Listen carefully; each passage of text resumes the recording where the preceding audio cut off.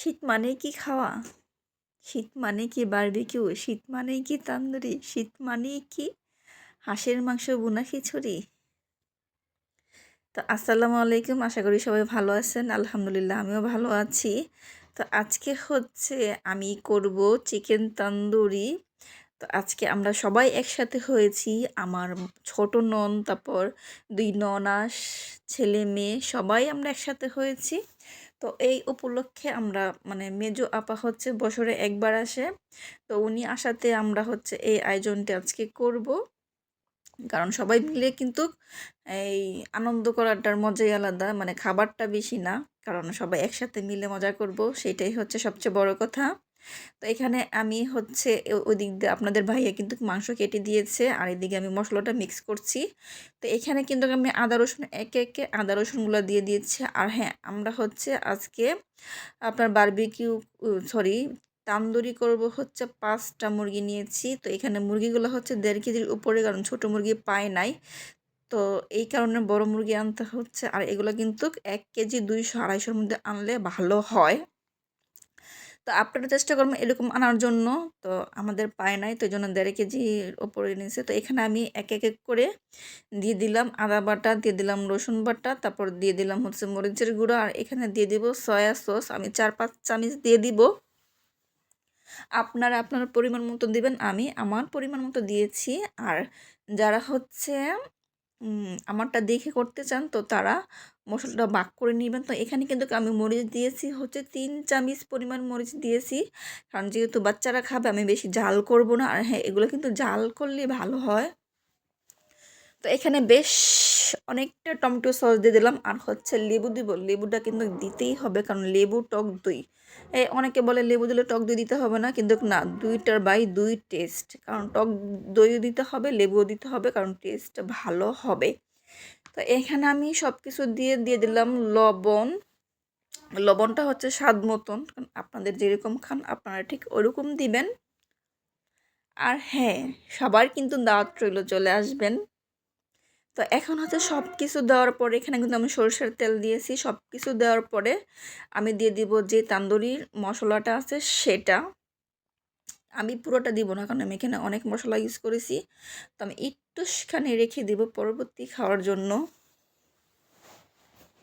এখন কিন্তু আপনাদের ভাইয়া কিন্তু মাখানোর মধ্যে উস্তাদ, দেখতে পারতেছেন না, আমি ভাইয়া তো আবার মাখামাখির মধ্যে নাই। তো যার কারণে উনি মাখতেছে।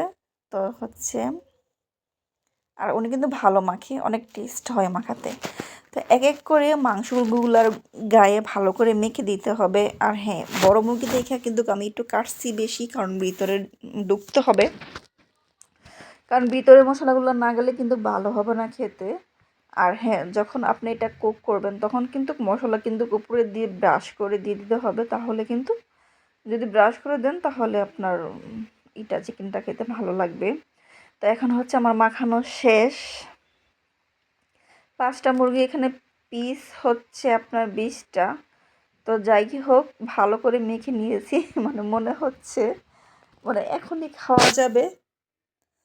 তো কাঁচা তো খাবো না, রান্না করে খেতে হবে। তো এখন আমার মাখানো প্রায় শেষ, তো আমি এটাকে রেখে দিব, কারণ এখন হচ্ছে বাজে 12:30। আর আমরা হচ্ছে এটাকে পোড়াবো হচ্ছে আপনার সন্ধ্যার পরে। তো এখন আমি এটাকে ডেকে ভালো করে রেখে দিব। হ্যাঁ, এটা কিন্তু নষ্ট হওয়ার চান্স নাই, কারণ শীতের দিন যেহেতু। তো এখানে আমি নিচে চলে গেলাম হচ্ছে কয়লা ধরানোর জন্য। তো ছাদে যাব না, কারণ ছাদে যেহেতু আমার মুরগির ঘর, ওইখানে অত বেশি জায়গা নাই।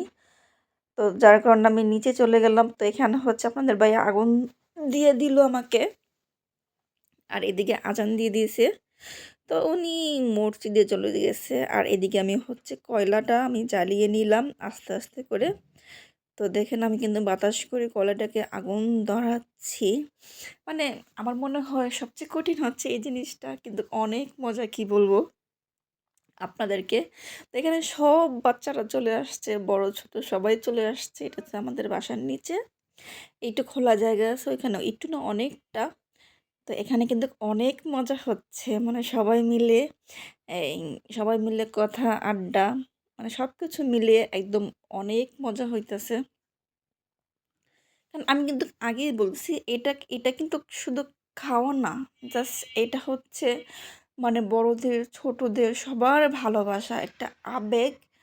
মানে সবাই একসাথে হওয়াটা, এটা কিন্তু এখন কিন্তু অনেক কঠিন হয়ে গেছে, কারণ এখন কিন্তু ওরকম আন্তরিকতা নাই কারোর কাছে।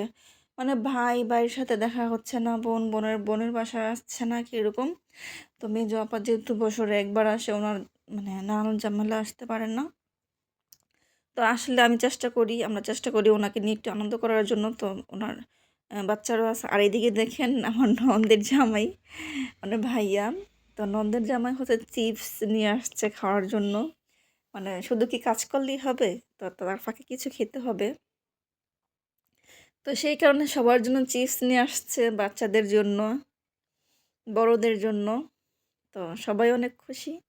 আসলে চিপস এমন একটা জিনিস, সেটা মানে বাচ্চারাও পছন্দ, বড়রাও পছন্দ। তো যাই হোক, এখানে কিন্তু আমি আস্তে আস্তে করে মানে আমার রান্নাটা শুরু করে দিয়েছি।